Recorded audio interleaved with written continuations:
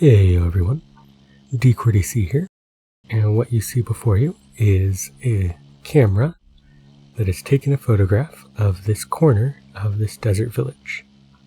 I can right click it to get the photograph out, and you can see that it lines up pretty neatly. This is my new data pack that adds photography to Minecraft with a camera and photo paper that allows you to create little map art photographs of your world. To get started, you just need two recipes. There is a camera, which is crafted with 2 iron ingots and a lightning rod to make the little propeller on top, and then 2 redstone dust, a spyglass, and 3 black carpets. There's also photo paper, which can be crafted with 3 normal paper, a cyan, yellow, and magenta dye, and 3 resin clumps. This will give you a camera and 4 photo paper.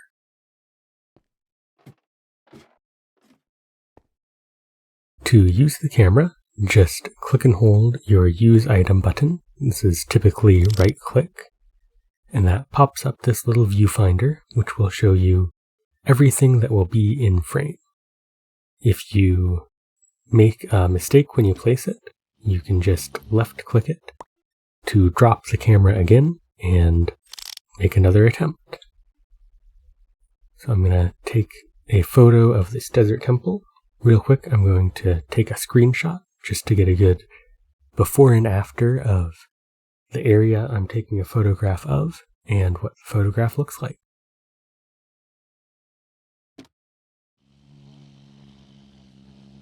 Once the camera is placed to your satisfaction, take a photo paper and right-click the camera to start exposing the photo.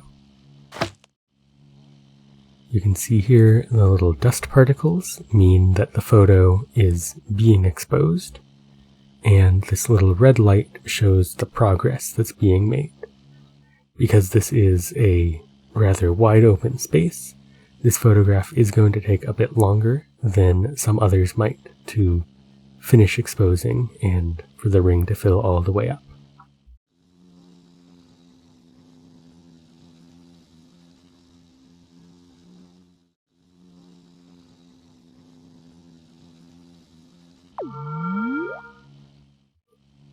Once the photo is done exposing, it plays that sound and the back of the camera turns green to show that it is ready to develop the photo. To develop the photo, you just right-click with an empty hand, and you get a completed map that shows the region that you photographed. I'm just going to get a nice lined up view here and take another screenshot, and I'll show you a side-by-side comparison of those two. I'm going to go into an explanation of how this data pack works, and then show off some of the technical limits with different block geometries and that the camera can detect. The behavior of the camera is controlled by a state machine. The first state is placing the camera in the world.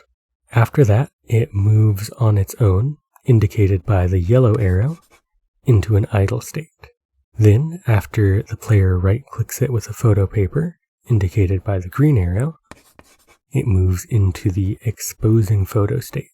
This is the name I've given to the time period where it is scanning the blocks around it and moving those to a region that will later appear on the map. After that, it moves on its own into another idle state. From there, if it is right-clicked with an empty hand, we move into the developing state. This is the name I've given to the time where we're given a map and fill that map in with the blocks that we copied in the exposed state. After we've developed the photo, we move back into the idle state. And in either of the idle states, or when exposing, we can left-click the camera to destroy it. Destroying the camera will lose any photo paper that's inside it, and will make it forget any progress it's made on exposing the photo. let's take a closer look at placing the camera in the world.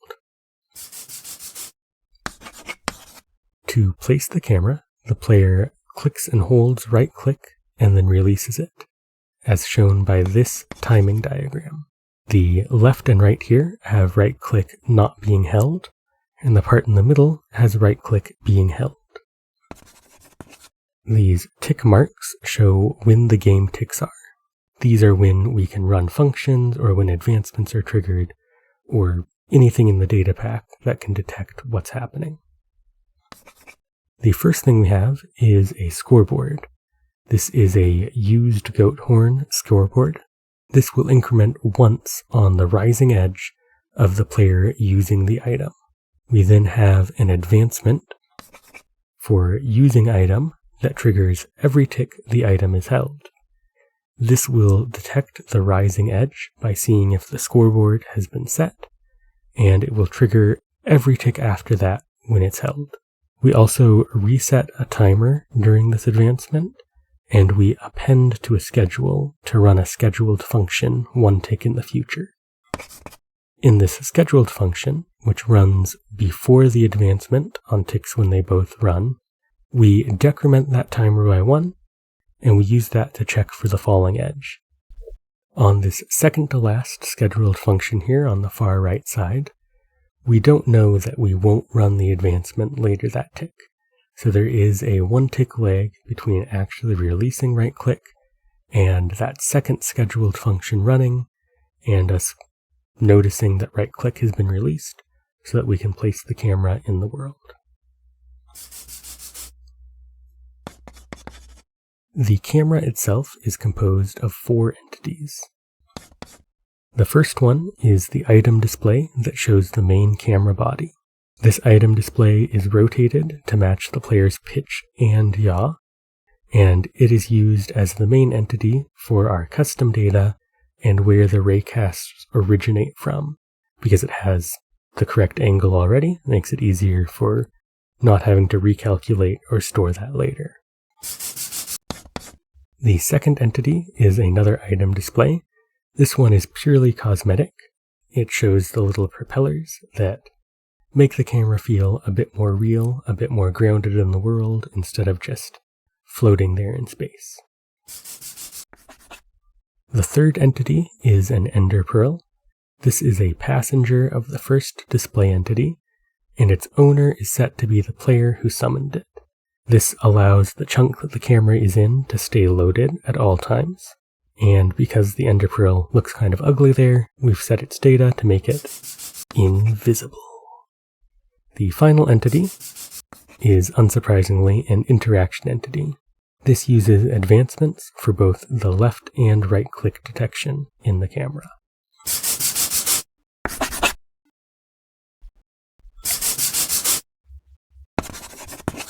Exposing the photo is the name I've given to the time where we're copying blocks from the world to our photo region. To start exposing, we do some initialization.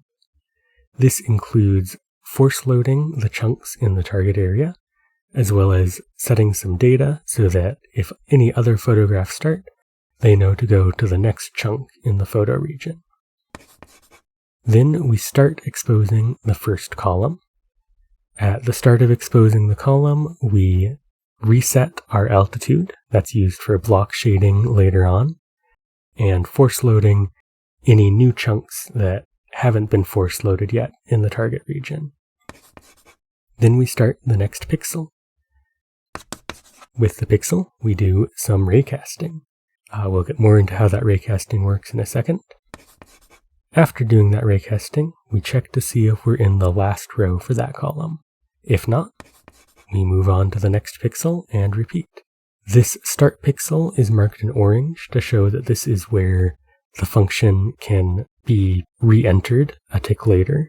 If we reach our command chain length, which we shouldn't, or if we decide to stop early, then the next tick will come back and start the pixel here. If we are on the last row, we then check which column we're in. If we're not in the last column yet, we start the next column. If we are in the last column, then we do our cleanup and move on to the next idle state. To start raycasting the pixel, we start with some initialization. This is where we choose our step size as well as set the maximum number of steps we'll allow ourselves to take. After that, we step forward by 1 step. Then we check our position to see if we're in a solid region or a non-solid region. This includes checking which block we're in, as well as some block geometry, such as stairs or slabs, to figure out whether we're in an area that can be seen through or not. If we're in a non-solid region, we check how many steps we've taken. If we haven't reached our step limit yet, we increase our position again. At this point, we might also adjust our step size to be a bit larger, depending on how far we've traveled. Then, when we check our step, if we have reached the step limit, we place a sky block in the target region. This sky block is determined based on the time of day, the weather, and what dimension we're in. Finally, after placing that sky block, we do a bit of cleanup. When we check our position, if we instead determine we're in a solid block, we determine which face we're in. We do this by making tiny steps back toward the origin, and then smaller steps back in the direction we came from. Then our position will be right on the edge of the solid and non-solid region. We then simply check in each of the 6 directions whether that area is solid or non-solid to determine exactly which face of the block we're against. Depending on which face we're on, we'll adjust our target altitude that we're copying the blocks to, and then map shading will take over to apply either brighter or darker tinting to that block. After we get the face, we do a handful of special checks. This includes determining which side of a log we're facing, whether it's the bark or the inside of the log, as well as for grass blocks and nylium, checking whether we're in the main region, like the dirt part or the netherrack part, or in the top region, such as the grass or the warped or crimson part of the nylium. After making all those checks, we copy the blocks to the target region. This copy includes the 2 blocks underneath our target block. This allows for things like grass or crops that need a supporting block to have that supporting block with them. If we copy any leaves over, we make sure to add a log underneath them so the leaves don't despawn, and the entire region around them is filled with barrier blocks, so any lava that gets copied over won't start flowing, things like that. We also use a strict modifier on the copy to avoid triggering any block updates. Finally, after copying the blocks over, we run our cleanup function again. This cleanup step also includes checking whether or not we reached sky limit on this turn. If we reach sky limit too many times within a tick, we just won't raycast any more pixels that tick. That's it for exposing the photo. After we've done every pixel in every column, we'll have our target region ready to have a map made that will show our final photograph.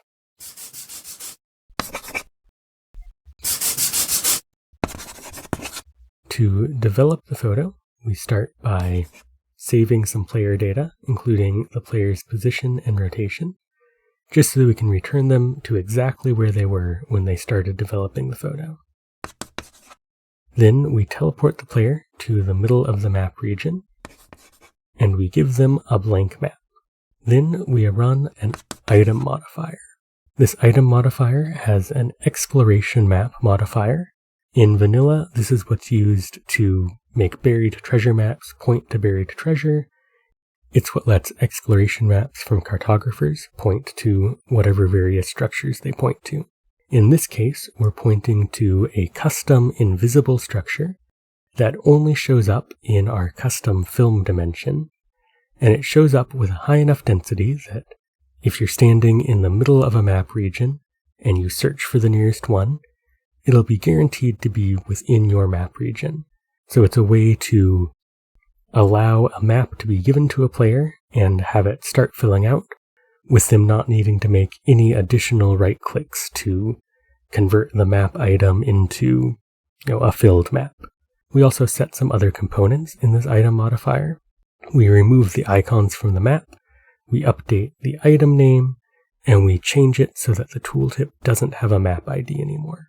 After we've applied these item modifiers, we have to wait for a few ticks.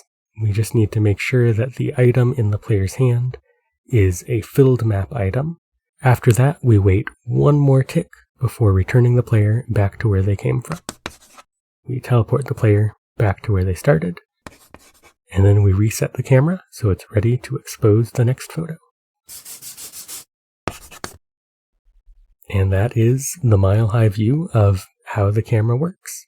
If you have any technical questions, feel free to ask on the Discord or take a look at the source code yourself to see if you can figure out what's going on.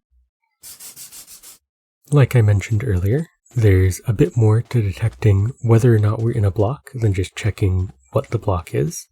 There's also some extra checks for some more complicated block geometry. I've set up a little area inside the desert pyramid here to show off some of these different block geometries. So here I have some snow blocks at different heights, some flowing water at different heights. I've got a bunch of different orientations of stairs. I have carpet.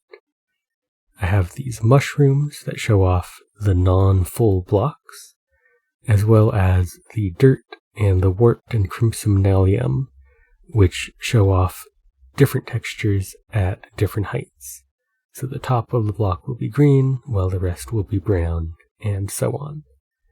And then on the roof here, I have logs facing in different directions, because for some reason, maps care about the block state of logs and are different colors on the map, as opposed to pretty much every other block with block states. Looking at you, redstone lamps. But if I just set up the camera in the corner here, I can get a bunch of different blocks in view, and then start exposing a new photo.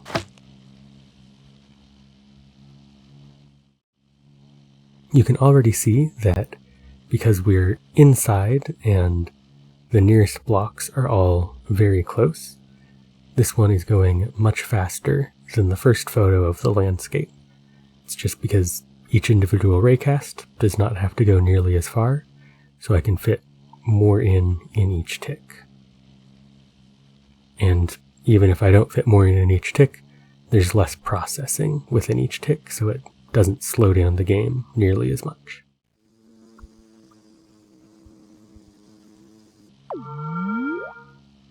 And there we go. We have our finished photo inside the temple. If you look here, actually let me pull out an item frame to make looking at the map easier. So you can see we have our stairs here that have our different half block sizes. We have the water at different heights. We have snow at different heights. You can see which side of the log is the inside versus the bark. And then with our little grass block, we have our dirt part and our grass part, our netherrack part and our nylium part, and the little mushrooms. This is a pretty good showcase of the different block geometries. There's a few more that aren't here. There's fences and bamboo will only show the center, and probably a few others that I'm missing, but you can see them all in the source code if you really care. As you can see here, here's one of the downsides of raycasting is if we have a corner of blocks with air on the other side, sometimes we just go through the corner and see the air instead.